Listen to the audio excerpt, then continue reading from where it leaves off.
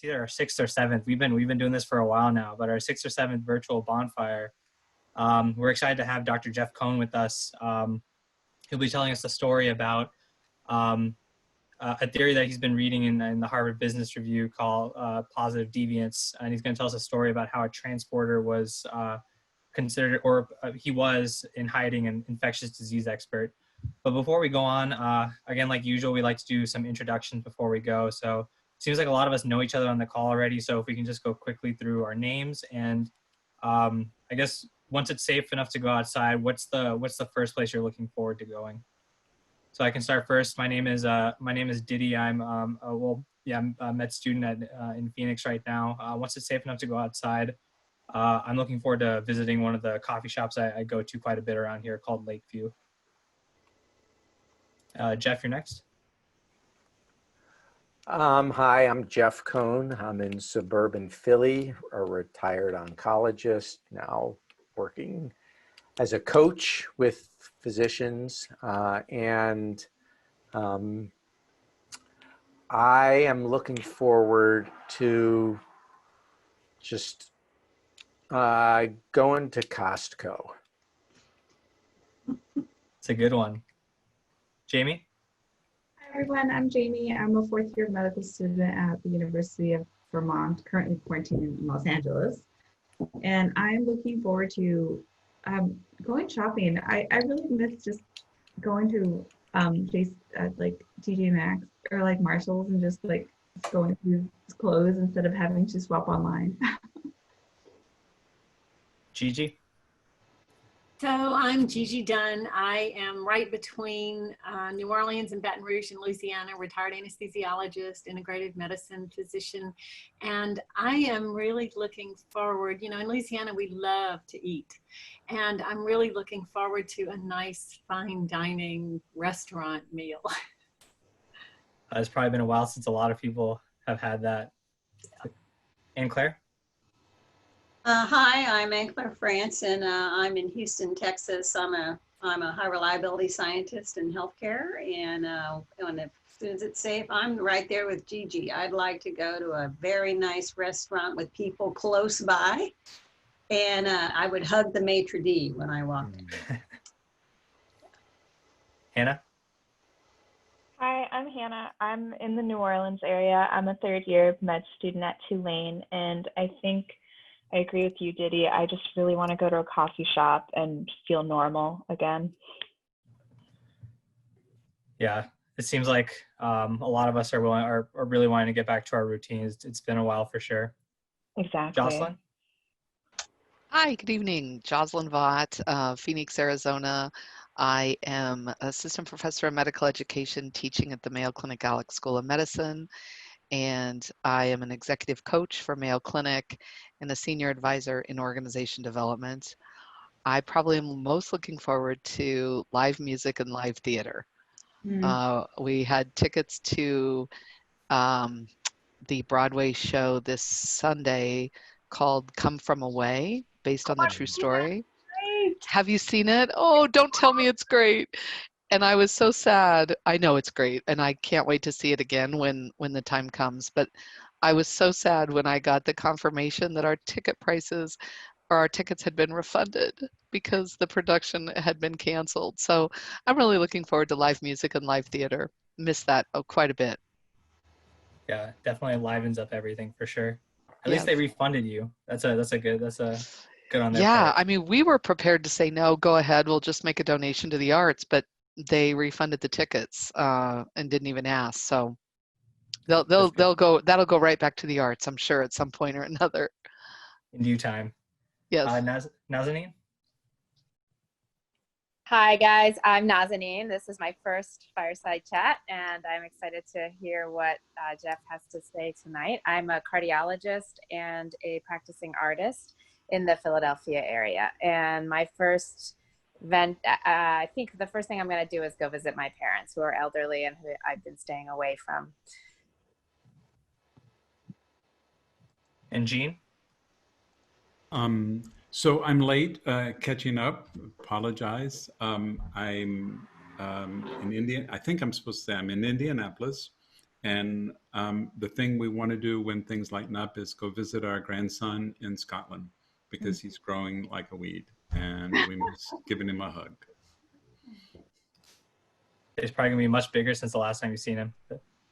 And walking. All right, awesome. Yeah, thank you everyone for those introductions. I think we'll get moving along, and as more people join the call, we can do more introductions. So again, I mean, we're all from the CARE Collaboratory, so we all know, you know, what the organization is about. We're here to try and inspire human-centered change in healthcare, so that people don't hurt so much. Really placing empathy at the center of everything that we do in all our decision making. Just to review some of the language that we use in these conversations to try and promote creativity and inclusivity in our conversations, is framing our questions in terms of how might we do things differently, really trying to be curious about the points everyone's bringing up.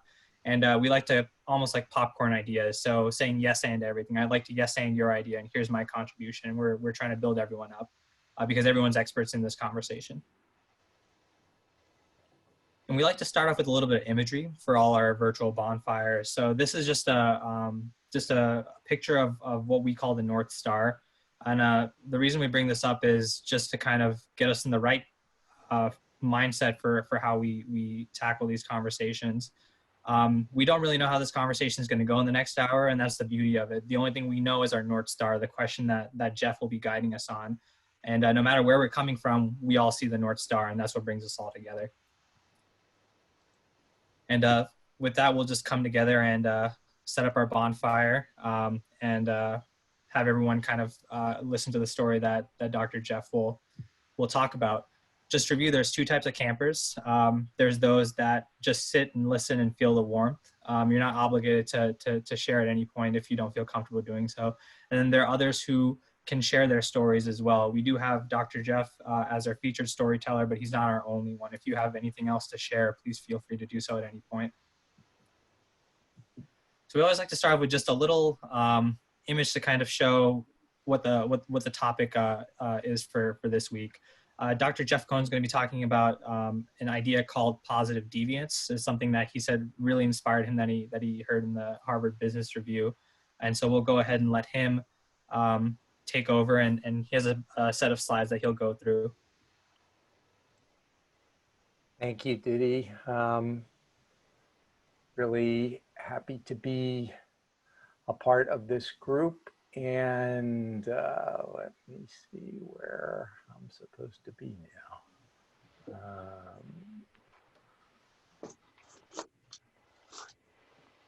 Okay. So, sorry, here we go. So the concept of positive deviance is one that I was first exposed to in 2005.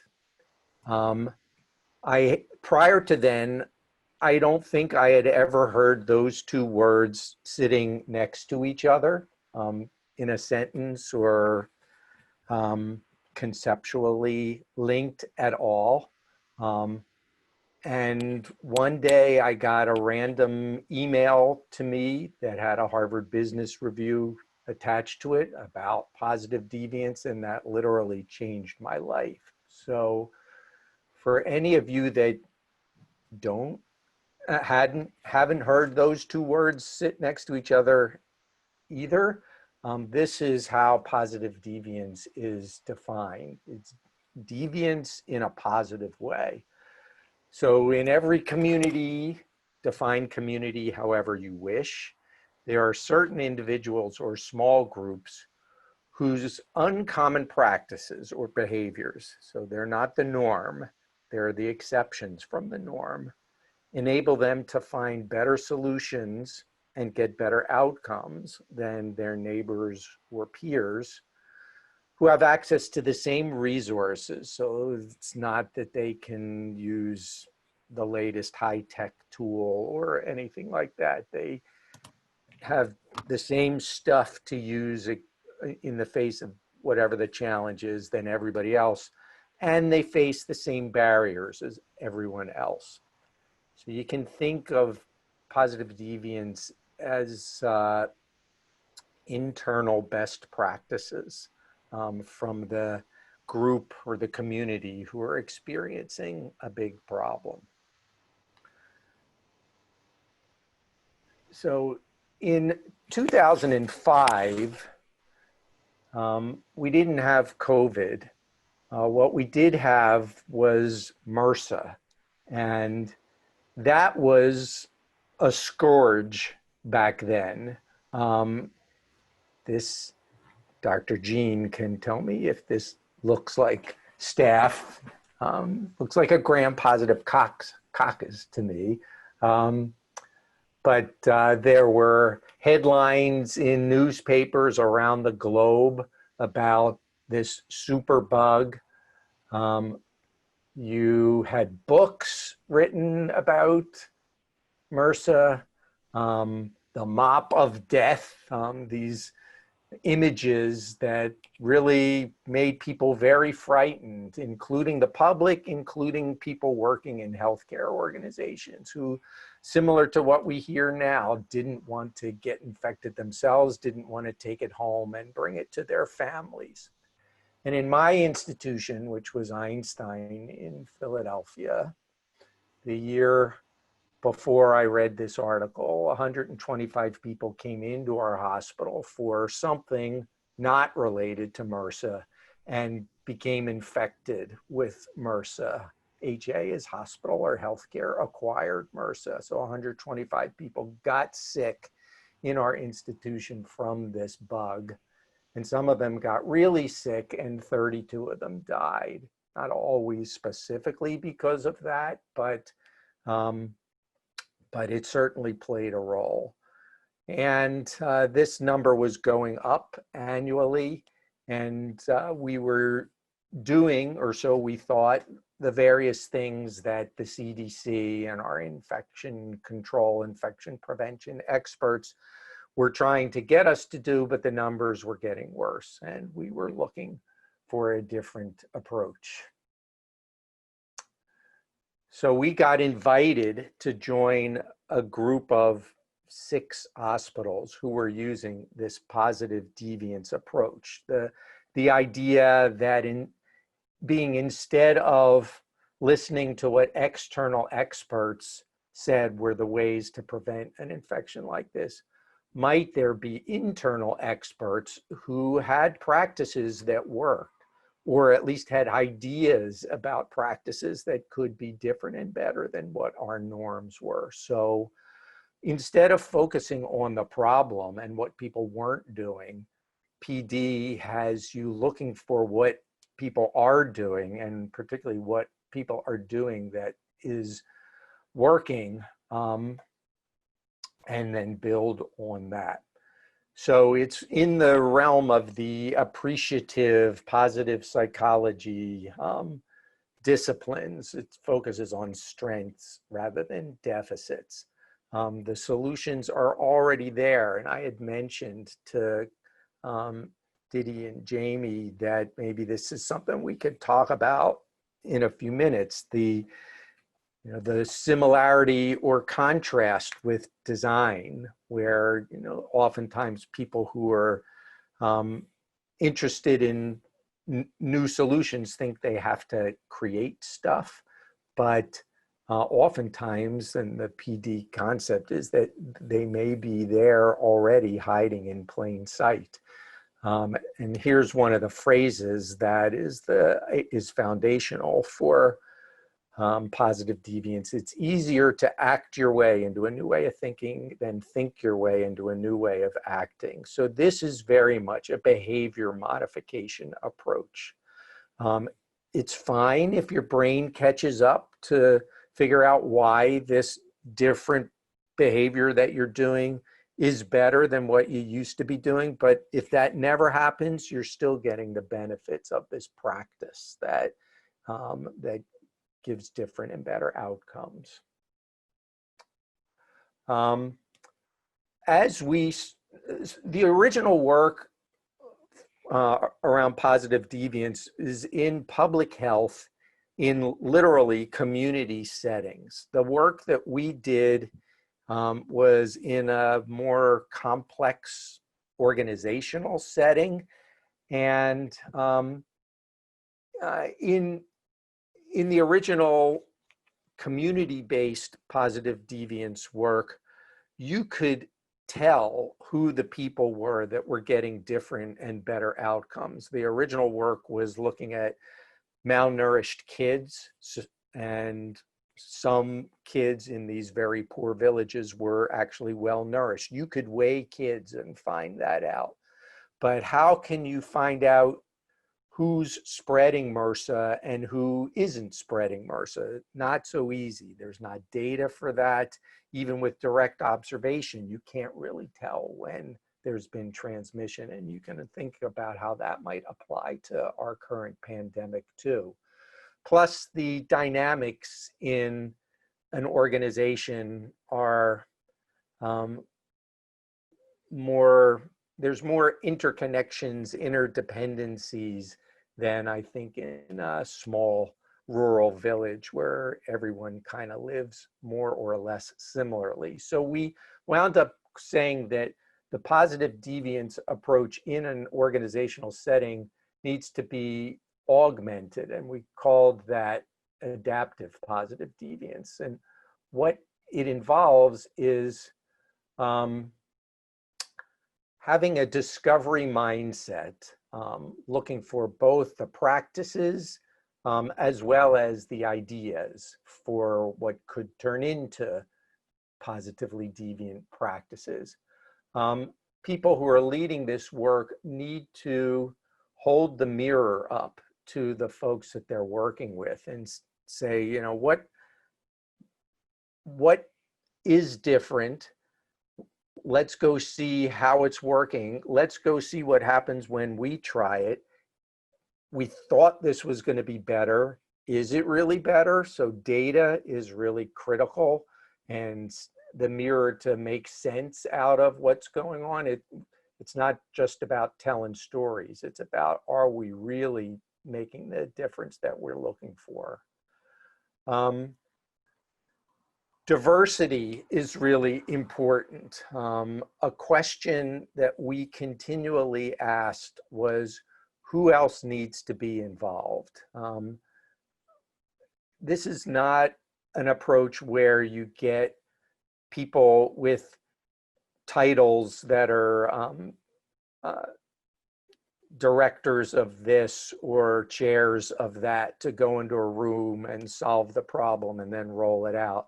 This is about looking wherever there might be someone who's got a different and seemingly better idea. So not knowing who that might be, you need to keep reaching out and consider anyone as being a potential source of the solution that you're looking for. So one of the problems we found was that when people were taking care of someone who was found to have MRSA or be colonized with MRSA, they needed to put on the protective equipment like you see in the photo on the left, including gowns and gloves. And these look exactly like the gowns we used in our hospital. And then when they left the room, they need to discard those gowns in the patient's room. After a busy day, the trash cans in the patient's room might look like the ones that you see in the photo on the right. And if you were getting ready to go into the room and saw a trash can already overflowing with gowns, you might say to yourself, I don't know what I'm going to do with my gown when I'm done with it. And I'm not really going to touch anything anyway. So I can get in and out and not even have to put on a gown and not put myself at risk and not harm the patient in any way. That was wrong thinking, but we thought that that was part of why some of the infections and transmissions that we were seeing were happening. And no one wanted to try and shove these gowns deeper into trash cans. Who knows what else was in there that you might get stuck with or dirty with, or who knows. So one of our patient transporters named Jasper Palmer saw people struggling with what to do with their gowns and started tapping people on their shoulders, and in a very deep kind of FM DJ voice said, "Excuse me, but I've got an idea." So Diddy, you want to take back control and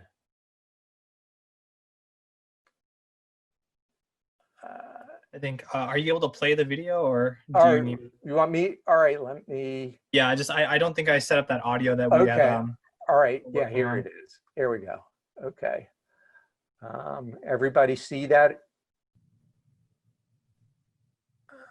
Okay. So this is Jasper Palmer from our patient transport escort service. Hello, I'm Jasper Palmer from the Albert Einstein Medical Center Escort Department. I'm here to show you a simple technique of disposing of isolation gowns after contact in an isolated room. It's a method that's very simple. Notice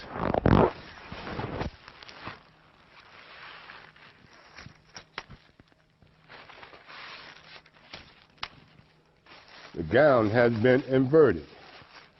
Now I start to make a nice little ball. This prevents from air from getting in, making it too hard to handle. Nice slow roll, over and over.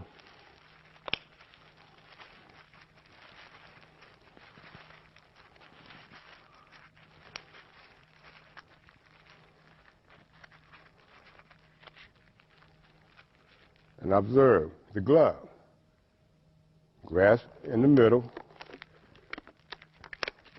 First one goes over the top, and the second one goes over that, creating a nice little ball that you can now dispose of in a trash can, anywhere from 50 to 150 with no spillage.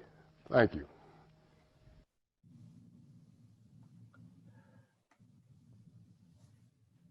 So it would be a beautiful end of this story. What happened there? I think you have to exit out of the YouTube link. Oh, sorry about that. Oh, no worries.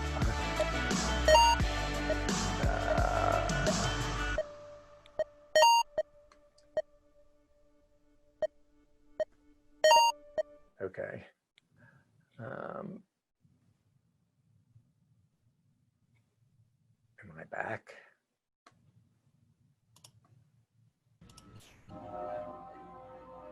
Yep, you're good. You're back now, Jeff. Okay. Come on. Okay, so it would be nice to say that everybody started disposing of their gowns that way and the problem was solved. That wasn't actually the way the story ended. Most people said, my hands aren't as big as Jasper's, and the gloves I wear won't, the gowns won't fit into a ball so easily as the large gloves that he wears, or that takes too long. But what this Positive Deviance work did, and we had a diverse group that Jasper was part of that met every 2 weeks to try and discover new practices that made a difference and brainstorm new ideas. Jasper brought his method to this group. People in that group said, we never realized this was such a problem. It clearly is. And someone said, you know, we've seen a trash can that instead of it being metallic with rigid walls, it doesn't have sides, and the bag can continue to expand, and so it can take a lot more gowns than what our current fixed size trash can and container can hold. So as a result of Jasper bringing this to the group, the problem got solved, not because of his solution per se, though some people, including me, did use his method, but because we created a place where diverse perspectives and flattened hierarchies could allow everyone to participate. So some of the systemic changes that occurred were about how people interacted with each other. We started with 4 units of the hospital being involved. Each of them were chosen after they responded to an invitation, and they were really proud to be these pilot units. People who worked on those units said "we" a lot more than they did before they were in this project. They started to learn how to say things to each other, including, "Hey, you're not washing your hands," or you're not doing the practice that we all agreed we were going to try. Instead of people who seemed to be different and better being a little bit ostracized because they were, they're do-gooders, or, you know, they're not like real people. They became viewed as true resources, and the idea of "let's go and ask them" became a very common practice. New words about the project, like PD, that's a PD practice, or she's a PD, positive deviant, they entered the normal conversations on the units. And human resources stuff, like when new nursing school grads came to the organization, they preferentially wanted to work on these MRSA project units. We called the project SMASH. This is the logo that when everybody logged onto the hospital computer, this would pop up. So it was constantly in people's face. And this little island on the right is something that was created by one of the nursing teams called WeWo Island. WeWo stood for wash in, wash out. Instead of telling someone, "Hey, you forgot to wash your hands," they shortened it to WeWo, thought it would be less threatening. And this was a little game that they created for their unit, kind of like Survivor, that every time someone said WeWo to you, you got one step closer to the volcano at the top. And if you accumulated enough WeWo breaches, you fell into the volcano. So last person standing won some sort of a prize.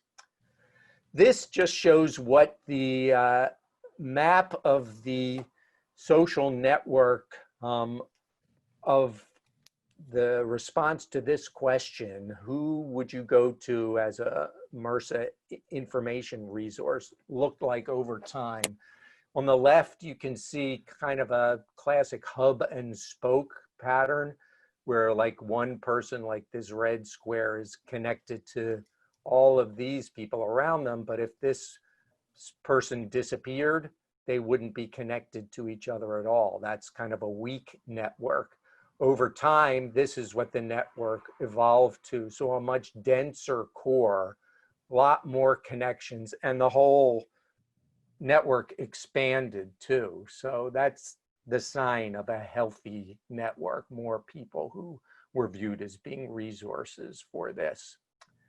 And at the end, people involved in the project came up with this bundle that they thought was critical for how the work got done. Make the invisible visible. It pertained to MRSA, an invisible infectious process. You could say the same for our current pandemic. Data and feedback are critical. The solutions were not someone else's from the outside, but they were co-created and owned by the very people whose behaviors needed to change. And there's that acting your way into thinking. We started again with 125 infections annually and 32 deaths. The last year that I had data, which was like 3 or 4 years after the project started, there were 30 infections in a year and 8 deaths. And that improvement was sustained. You know, it didn't go away completely, but all of what bubbled up happened from the bottom up. This was all ideas from the folks on the front lines. And so leave you with this little poem from Lao Tzu, learn from the people, plan with the people, begin with what they have, build on what they know of the best leaders. When the task is accomplished, the people remark, we have done it ourselves. This was the best work that I was ever involved in my hospital-based quality job. And it changed my worldview from that point on. Thanks for the opportunity to share a little bit about it with you. Oh yeah, thank you for that, Dr. Jeff. That was yeah, that was a great story, and I really like the fact that Jasper's idea was taken very seriously and was able to be used for change. Before I open it up, the one thing that popped out to me that I really liked was the use of the word network, and I found that really refreshing to start thinking of our connections in the hospital, not so much a hierarchy, but a network. And that makes everything just feel so much more expansive. I feel like I can connect to more people that way, and perhaps that's the way to get more ideas across. Before we open it up, I just have just one question on the screen to just kind of spark discussion. How do we go about, again, finding these positive deviants and making their voices heard so that we can make healthcare better? And if anyone has any reflections or comments, feel free. Diddy, can I just add 2 cents? Because I was at Indiana University Health when Jeff was collaborating with Regent Street to do this kind of work. And one of the things I was amazed about is that this sort of common wisdom that came from what you just saw, bumping up against the traditional medical research effectiveness kind of complex, where everybody had this idea that, you know, it's a double-blind study and we're not going to learn anything. And the network mapping that you've seen, it was remarkable, because that was basically the influence mapping. And I think that's a wonderful idea. But Jeff, would you just comment a little bit on, you were swimming upstream with all those researchers, weren't you? We definitely were. And in the original project, before even Indiana got involved, there were 6 original beta sites. One of them was Johns Hopkins. Well, after our initial kickoff, you almost heard nothing from Johns Hopkins from that point on. I think because the idea that someone like Jasper Palmer or an environmental services worker, or, you know, any routine frontline person might have an idea that's different and better than these very internationally renowned academicians, was just impossible for them to truly believe. So even though they had signed up, they didn't really embrace it. At our place, to their credit, the infection prevention experts got comfortable backing up from the stance that they previously had taken as, you know, being the people that come in and tell people what to do. And they said, no, really, we have no idea. You tell us. Like an example of a challenge for which there truly was no solution. Someone in the ICU on a ventilator is found to be at least colonized with MRSA, and they need an emergency CAT scan, which is in radiology in the basement in another building. So how do you transport this person to the basement of another building hooked up to life support without spreading MRSA throughout the hospital? And our infection preventionists would say to the respiratory therapists and the transporters and the nurses, we don't know, we gave you a policy, but you're telling us it doesn't really make sense. Help us figure out what would make sense. And they did. They created a process that actually worked. What did they do? Well, in that case, they did a bunch of role playing. They watched each other, looked to see, all right, if I stand here and you stand there, who's going to be the dirty person? Who's going to be the clean person? The clean person has to be the one to touch the button in the elevator and so on. So they used that kind of role play and just observing each other's practices for real to figure out what actually made sense.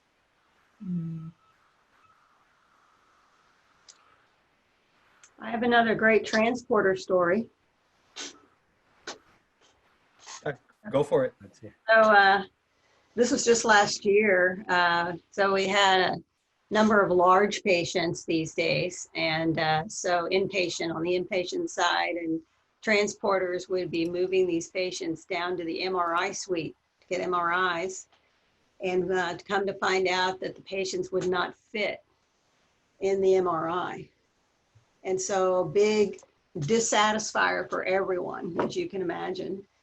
And so one of these transporters was at home one night or one afternoon, and he saw his daughter playing hula hoop. And so he thought, and he cut the hula hoop so that it was of the sort of parameter of the inside of the vessel of the MRI. So he took that hula hoop, half of that hula hoop with him, and he would put it on top of the patient in the room before he moved them to the MRI suite to see if they would fit. And I mean, an amazing, just positive deviance there. And everyone was just so amazed about this. And so you can imagine the impact overall of someone who just really noticed something and thought there's something we could do and made the connection. And so there was a lot of recognition, and that positive deviance moment, if you will, really was the trigger for a lot of support from leadership at all levels for innovation. And it doesn't matter what you're thinking. If you have an innovative idea, please submit it, and we will get back to you. We will absolutely get back to you and see what it is. So anyway, that was just one of those ahas that was quite a fun one as well. And it just made such a difference, not only for the efficiency of the process, but for the patients, the nurses, everyone. And as you can imagine, it was an overall positive thing. And so it was a fun one to share.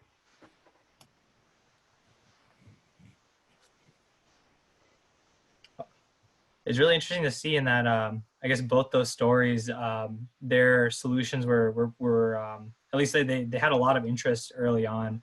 I guess the question I'm starting to have is, are positive deviants easily noticed, or do we, as people in leadership, do we have to work a little harder to find them within our system?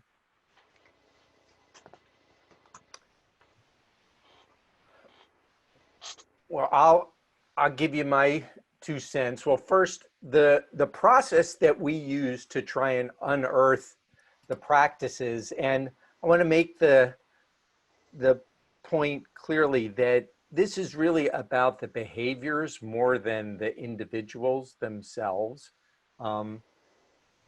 these individuals happen to figure out these behaviors, but they're behaviors that anyone can do. So that's one of the kind of rules of positive deviance, is they have to be available to all. If anyone said, no, I couldn't do that because it took a special skill or something like that, it goes on the list that was called TBU, true but useless.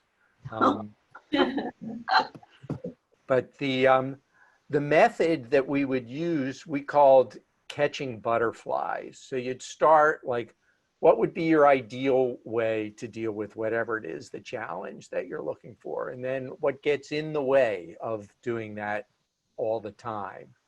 And then have you ever gotten past that barrier, or have you heard of anyone who has gotten past that barrier? What did they do? And you're listening for that behavior that seems like it is positively deviant. It's made the difference. And once you hear it, you as the facilitator of this dialogue, gently hold it up like you've caught a butterfly and share it with the rest of the people that you're talking with. So it's a small group that you're having this conversation with, and say, what you heard that person just say, this behavior seems to work different and better. What do you think? Could you do that? And then from there, you know, what help might you need? Who else might need to be involved?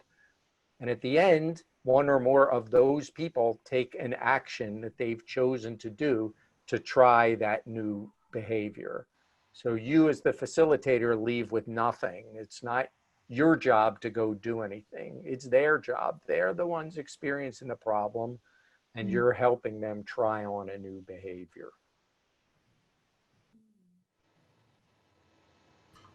You know, Jeff, I've been immersed in this whole idea that jazz music is actually the metaphor for the way we relate to work as healthcare teams. And I've been talking with a lot of jazz musicians who really do understand a lot of these deeper issues in terms of empathy, compassion, listening, leading, but not leading, and comping, all of these sorts of things.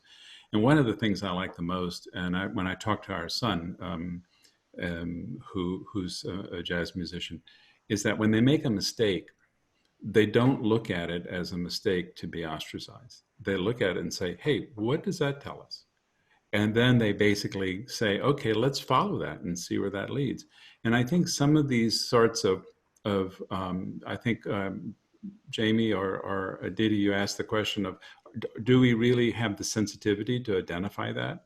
And I don't think so. I think we have blinders on, that we're looking for these things that we recognize, as opposed to letting it unfold and letting the unexpected happen and say, hey, you know, that's actually a better way, you know, across the board. So I think it's a marvelous story. And I guess the real question I would have for the group is, how do you create curiosity among a workforce to actually say, we're going to be curious enough to actually be quiet, listen, look, and hear where these opportunities are? I think this is Jocelyn. I'll add to that conversation from an org design, org development lens, that many books, a lot of research has been around employee engagement, and particularly from the front lines. And I think one of the things is for leaders to really assess the culture that they are creating, that they are rewarding. Because the curiosity, there are cultures that are more curious than others. And the positive deviance of the cultures that are more curious, and when you ask those discovery questions of what is going on there, much of it is what is rewarded.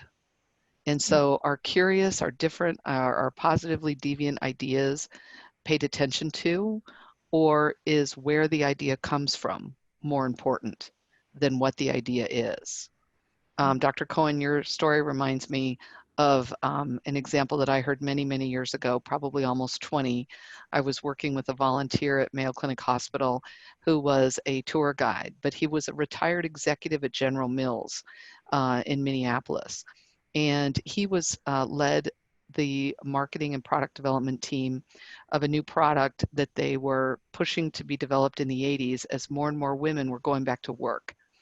And so what they wanted was they wanted a product at a price point of about $1 that would be a quick and easy family meal, something that would feed about 4 people at about $1 price point. And as all these high-powered marketing, product development scholars sat around a big boardroom table at the General Mills headquarters, they were missing a document. And so somebody called for an administrative assistant to bring that document into this meeting. And when she walked in, everybody knew her, and she knew what they were working on. And she simply said to them, "How's it going?" And somebody said, "We're stuck." And she said, "Stuck on what?" And they said, "Naming this product." And she said, "Oh, that hamburger helpers thing?"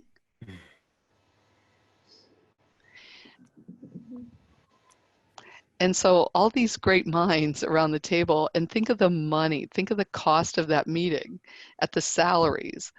And this administrative assistant walks in and literally names the product, hamburger helper, probably a working, mom herself. And that's where that came from. And that's engagement on the front lines. But the fact that they stayed engaged with her in this conversation, the fact that their culture rewarded her just to come in and say, "How's it going?" I mean, rather than "my job is to deliver this piece of paper and get out," she knew that the culture invited her. And look at what came of that. So I think so much of it, and so much is being looked at now in all organizations, not just healthcare. And we encourage, our residents and our medical students to consider, what kind of culture do you require to do your best work? What kind of culture do you require to get flow and to really be able to accelerate your strengths? Because culture is so important, and engagement on the front lines happens more when the culture rewards it. Some of the best ideas are never uncovered because the arrogance sometimes of the culture or lack of humility just doesn't allow it, sadly.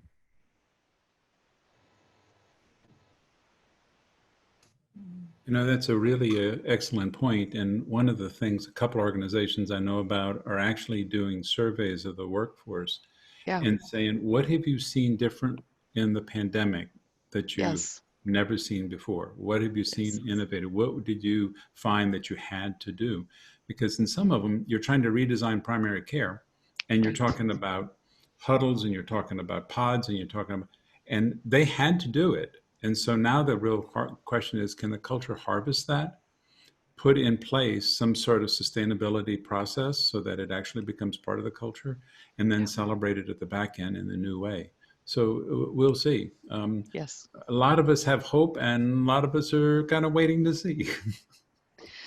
Probably one of the most frequent questions that I'm asking my coaching talent right now is, think about what you think about.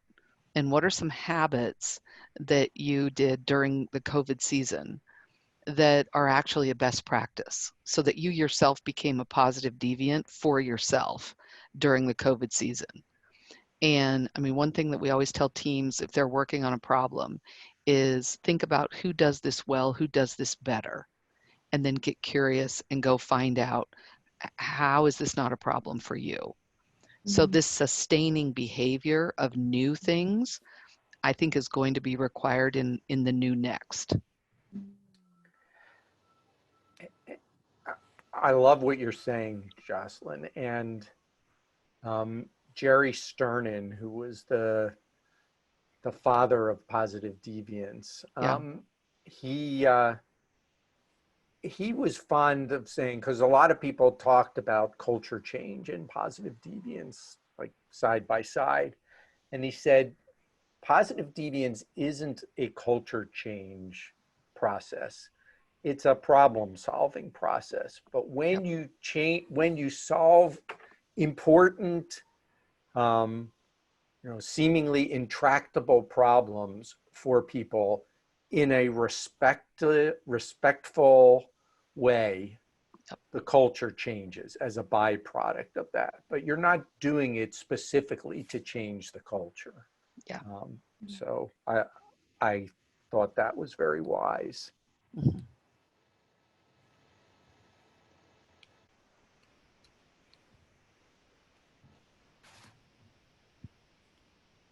Any other thoughts or reflections?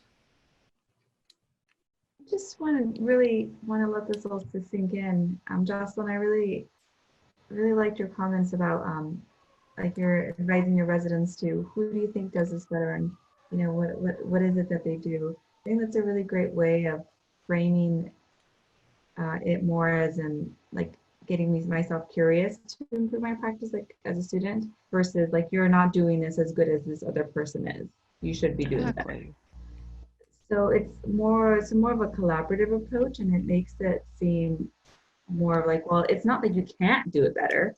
It's just that you haven't found out what that behavior is. And it makes it a lot less like a personal attack. Wow, well said. Love that framing.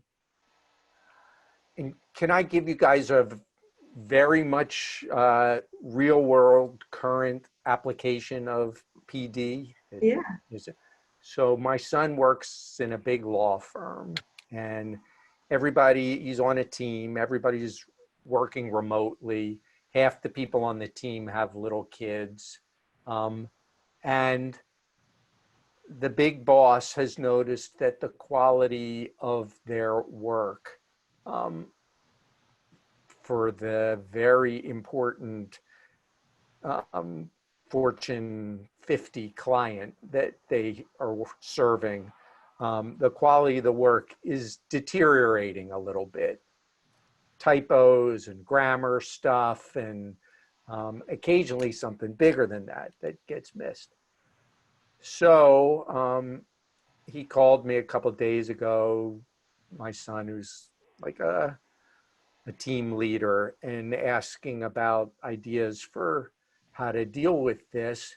And he knows about PD, and I reminded him of it. And so actually that's what they're going to do. So even though they started with this problem, the quality of our work is not what we want it to be, they're flipping it on its head. Jerry Sternin used to go like this.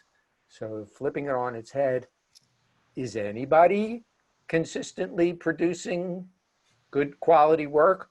Or even looking at yourself, when you are able to produce good quality work, what is it that you do? You know, how is it that you're able to overcome the challenges of working at home and distractions and so on and so on?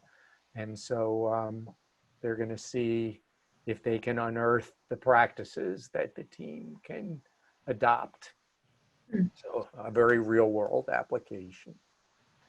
So it's almost like we have positive deviance characteristics, we just might not follow them all the time. Like, which is kind of cool to think about. Right. Yeah, I think it would be really interesting to see. Like I wish like I could almost like do this within my own medical school, if there was a way to take a problem that students are dealing with for, I don't know, I'm sure a lot of the doctors on the call it's been a while since you guys have taken step one, but that's always like, you know, one of the biggest pain points in school, and maybe like flipping those types of questions and being more curious about, you know, what is it that other people are doing that's working, and identifying those positive deviant behaviors, and then trying to and then trying to spread it throughout the entire class. You know, I'm reminded that innovation happens on the margin, and Yeah. it happens in the little areas. And what happens, I think, is a lot of these healthcare organizations and medical schools have this attitude that we're the big 800-pound gorilla, and we always know what's right, and we can sit wherever we want. I think that's the old joke, right? But what happens when the 800-pound gorilla sits on the fence and it's time to get a new fence? So that's a dad joke. Or a grandfather joke. But the whole idea is I think this is the wonderful opportunity that we have in healthcare to reach out to these small satellites, these clinics, these underserved places, these mobile clinics, and ask these kind of questions. Because I think if you think that the culture of these large institutions are going to, as you've already said, Jocelyn, suppress that curiosity and not reward that curiosity. These other places, by necessity, I mean, they've been dealing with crisis, and they have to make changes. And sometimes that's actually where you find the whole thing. And Hannah, when we were in class together, we showed the video of the drones delivering blood in Rwanda. And the children at the side of the airport, they called it those are just sky ambulances. And it was this whole idea that they did this in the third world.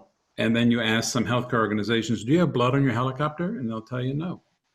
You know, so I think that I think our culture, sometimes we have a sense of hubris, and we don't want to just realize that somebody in the boonies actually has some innovation through they are positive deviants and from what they're doing, and we just have to learn how to listen.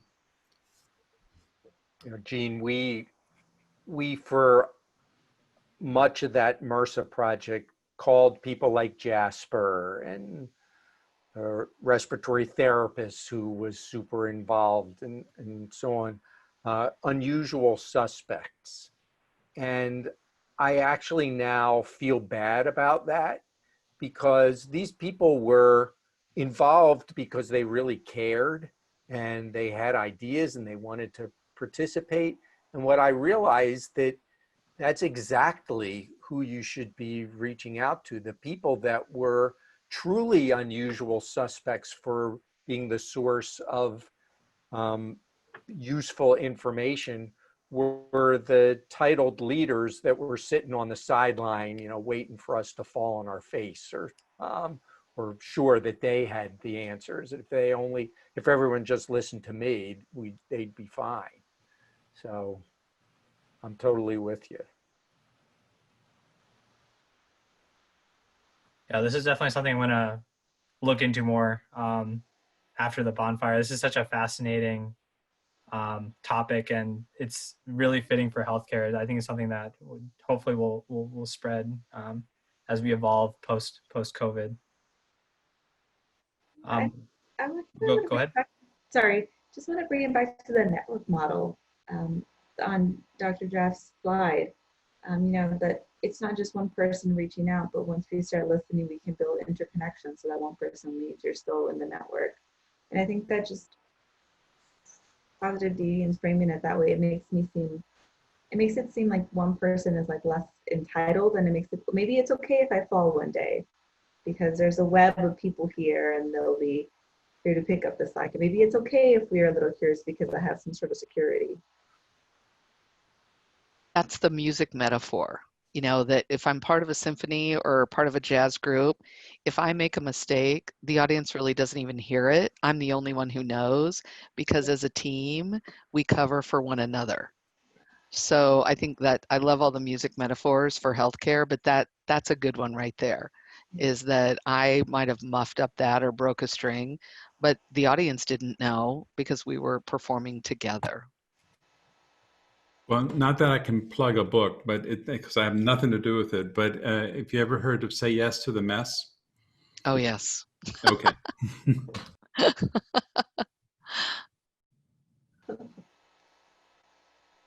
Definitely a lot That's just a great title. Yeah, Jeff, Dr. Jeff, at some point, do you mind also sharing with us the link to that HBR article where you heard about positive deviance? I think that would be interesting for the group to have as well. Sure. I've got the PDF that I'm happy to share with anyone. I don't know if the link gets you the article. Okay, free. gotcha. Yeah, no worries. Yeah, we can discuss offline, and we can send it out if anyone is interested in reading more about it. Yeah, it's fascinating. The original work was in small villages in Vietnam, and hundreds, probably thousands of children were saved because of discovering simple practices which were existing in the villages where the kids were dying of starvation. That once they were discovered, all the kids became well nourished, or almost all of them. Yeah, and I hope again, with those little changes, they can make a big difference if we're able to identify them and have them ripple throughout the entire system. So again, yeah, thank you for that story and that topic. It was really interesting. I don't want, if anyone else has any final reflections, feel free to share them. I don't want to rush, but we're up on the hour. So just to wrap up, kind of as a closing reflection, we always have this at the end of every bonfire, just with respect to healthcare, what matters to you, just after all our discussions, finding your grounding words for why we're in this field. And if you could respond in the Zoom chat.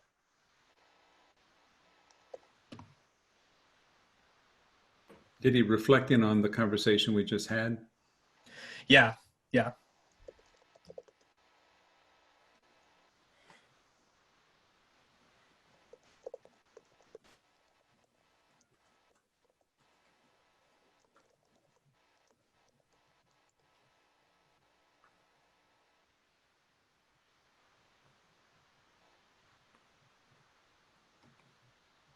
All right. Yeah, and that's pretty much all we have for today. We just have a couple more slides just explaining kind of some of our process. So again, just from, we're all familiar with the Care Collaboratory, but again, our overarching goal is to redesign healthcare with the person in the center, taking an empathy-focused approach, and one that's based in stories so that we can learn the most from everyone's experiences. And some of the process that we've been using for this bonfire, just to explain how we've been setting these up, is we've been trying to use a bit of design thinking, at least the exploratory phase. So one way to look at design thinking is, again, not identifying the problem, not identifying the solution, just having a conversation rooted in empathy, kind of like what we had today, and we just diverged. We created a lot of ideas, a lot of different moments, and we ended up at the top of this lemon. And you know, the next part of design thinking, which we're working on to be, it's in process, is coming up with ways to utilize that empathy in those stories to focus on real problems based on those experiences. And another way to look at that again is just through this diagram, where it's an iterative process. We hear people's stories, we gain empathy, we really sink into the emotion of these of what's really going on, for example, in the front line, and from there we come up with our ideas instead of, you know, saying, as Dr. Reed Pierce has said before, just throw them another pager and, you know, have them confirm antibiotics that way, really understanding what's going on. So again, in our bonfires, we've been focusing on this empathy-driven portion, this first circle. You know, if you'd like to kind of follow our journey, we are hopefully going to be doing some more design thinking sprints and more applied design thinking projects later on down the line. This is just the start of hopefully what we'll be doing. And with that, that's all we have for tonight. Thank you so much for coming, and thank you for sharing that story, Dr. Cohn. That was really inspiring. Thanks again. Thank you, Thank Jeff. you. Thanks, Diddy. Thank Thanks, you. everyone. Good job. Work. Good night. All right, good night, everyone. Good night.